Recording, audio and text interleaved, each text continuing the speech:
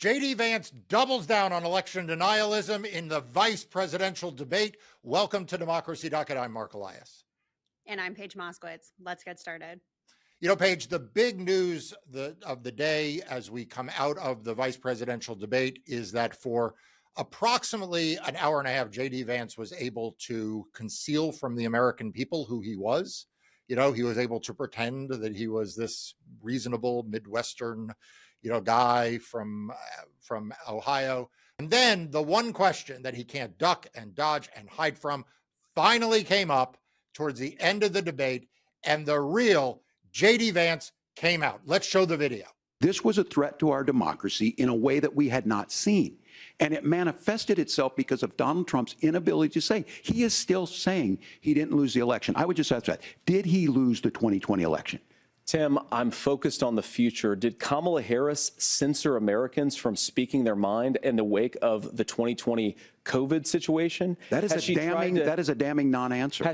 And that exchange followed Norah O'Donnell asking JD Vance if he would challenge the results of the election, even if every single governor in the country certified their state's results. And he gave, again, a non-answer. He said there were a lot of problems in the 2020 election. They should be debated. We should discuss them. But he didn't say he would respect the results of the election if every state could agree that their election results were fairly certified. And that's because, Paige, within the Republican Party, there is room for variance on opinions on a lot of things. You can be pro-free trade, you can be pro-tariff, you can want to limit tariffs, you can have different positions even on abortion nowadays. But the one thing that Donald Trump won't allow, the one thing that is like a bridge too far for the Republican faithful, is to acknowledge the thing that we all know to be true, which is that Donald Trump lost the 2020 election. He lost by 7 million votes in the popular vote, and he lost the states of Michigan, Wisconsin, Pennsylvania, Georgia, Nevada, and Arizona. Those were the 6 states that he contested after the election. They are the 6 states that his supporters in Congress tried to, prevent the certification. And Paige, they are the basis upon which the violent insurrection in the nation's capital on January 6th took place.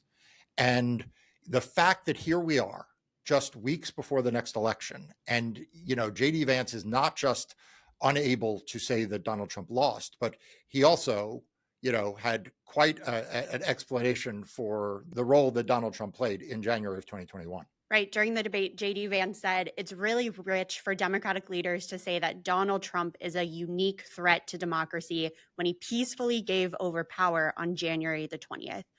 Now, Tim Walz made it very clear we're not talking about January 20th. We're talking about January 6th, when there was an insurrection on the Capitol that Donald Trump helped incite. And JD Vance kind of, locked down on that Republican line of Donald Trump told people to peacefully protest, peacefully register their dissent. But we know that's not what happened. We have the film and the photos of people barging into the Capitol. We've seen the photos of congressional leaders cowering in office, fearing for their safety. It was a violent insurrection, and Donald Trump played a role in that. And no matter how much JD Vance wants to ignore it, we know the truth of what happened that day. Yeah, I mean, Paige, I'm curious your take on this, because I couldn't tell if what he was saying was, January 6th was no big deal, or January 6th was a big deal, but Donald Trump, wanted everything to be peaceful. Or what that quote you point out seems to say is, well, let's give him credit. He didn't start another violent insurrection on the 20th. I mean, I'm trying to, it's almost like he's giving a temporal limitation. Like, let's give Donald Trump credit for on January 20th, not again instituting a violent insurrection. And by the way, as you recall, Paige, Donald Trump didn't even bother showing up to the inauguration, which is not exactly the vote of confidence for supporting the peaceful transfer of power. Right. It's kind of a threatening sentiment to be like Donald Trump could have done something on January 20th, but he chose not to. He left the White House. And again, that doesn't really instill confidence that this is a man we would want to have a second term in office, to once again sit in the White House and be the chief leader of the United States. It really feels like JD Vance was trying to be like, it could have been so much worse than it actually was. One of the things I found really interesting last night during the debate was when JD Vance was talking about abortion and leaving it up to the states. He said time and time again, this is an issue where we've lost the trust of the people. Right? He brought up trust again and again, that the Republicans have lost people's trust when it comes to abortion and that they need to regain voters' trust. But it was only about abortion where he said that. He didn't say it about elections. He didn't say it about democracy. He didn't acknowledge any of the damage that the Republican parties have done to people's faith in free and fair elections. Only the abortion issue, where it has been made very clear that voters do not like the Republican Party stance on it. Even a lot of Republican voters don't like the GOP stance on abortion. So they can recognize where they messed up on abortion and say they need to regain people's trust, but they can't recognize it on elections and democracy. Yeah, Paige, that's because when it comes to the elections, they want to sow distrust. He can say we've lost trust on these other things, but part of their electoral strategy for this election is to sow distrust, is to make people not trust the outcome of elections, because Donald Trump is committed to election denialism and the entire Republican Party is committed to election denialism. And JD Vance has to mouth election denialism. So let's pivot to where this puts us as we now record this episode, in the wake of this debate. And we are now facing a little more than a month of a campaign for Election Day, but voting has begun.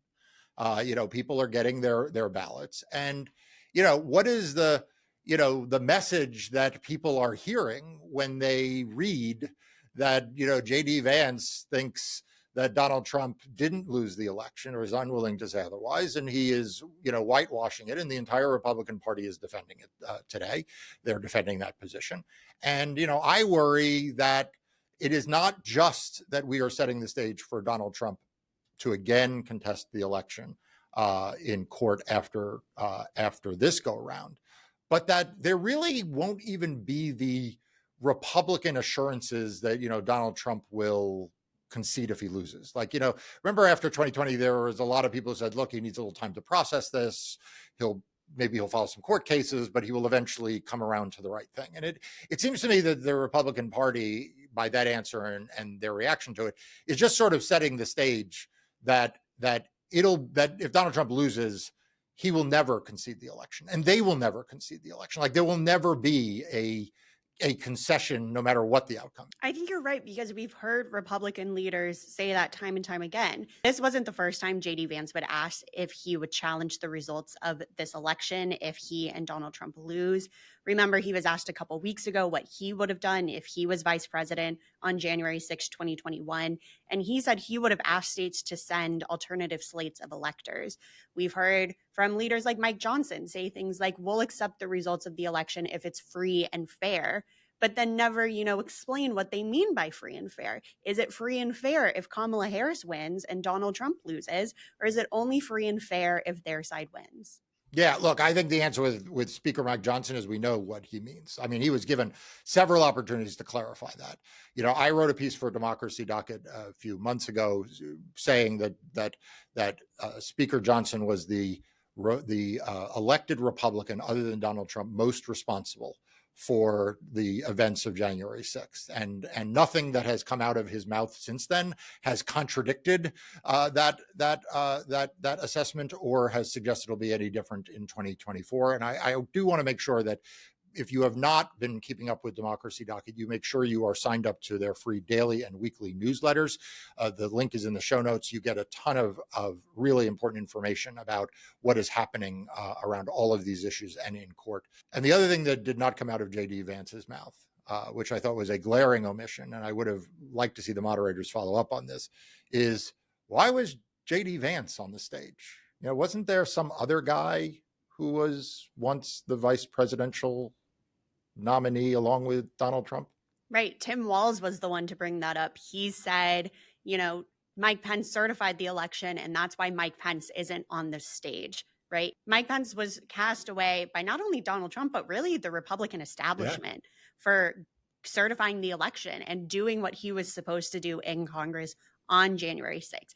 The Republican Party has made it clear they don't have room for people who think that the 2020 election was fair. You can only be, a standard issue Republican if you're saying that the election was stolen, and everything that happened on January 6th in order to certify the election and to ensure that Joe Biden could take power on January 20th was a traitorous act to the GOP.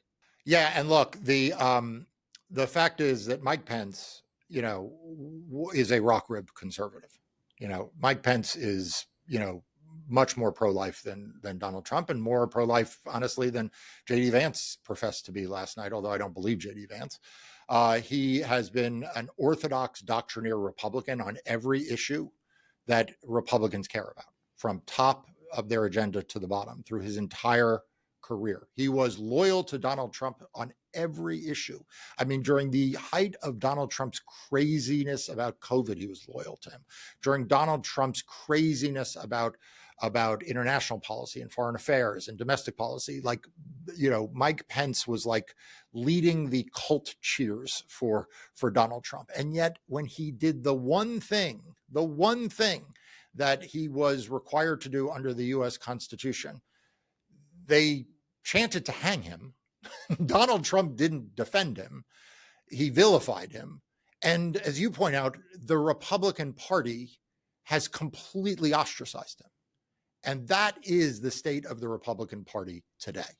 And so when you see JD Vance mouthing words that make no sense about the certification in 2020, when you see him dodging and weaving, and when you see him unable to answer a decent person in Tim Walz's honest reaction to hearing his answer, that is because JD Vance, who is no dummy, he was a political opportunist, but he's not a dumb man.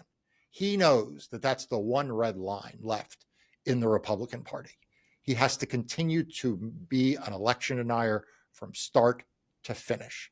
And as we head towards the final weeks of this campaign, every voter needs to keep that in mind. Thank you all for joining this episode of Democracy Docket. Please make sure you're subscribed to its free daily and weekly newsletters. We'll see you next time.